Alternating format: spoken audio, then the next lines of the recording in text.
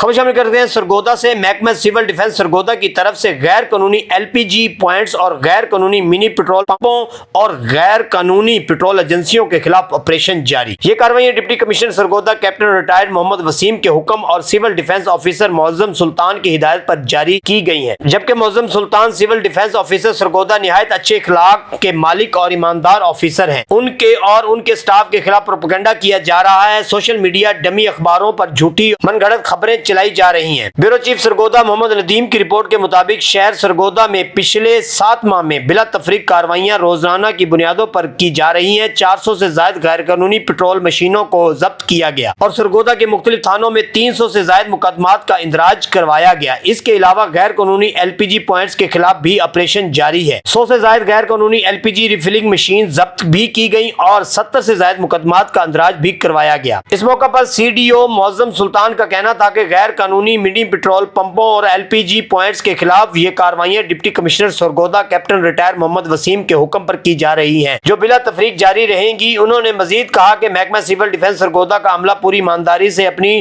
Duty سر انجام دے رہا ہے اور محکمہ سول ڈیفنس سرگودا کی ٹیم کے خلاف سوشل میڈیا اور ڈمی اخبارات کے ذریعے جھوٹا من گھڑت پروپیگنڈا کیا جا رہا ہے۔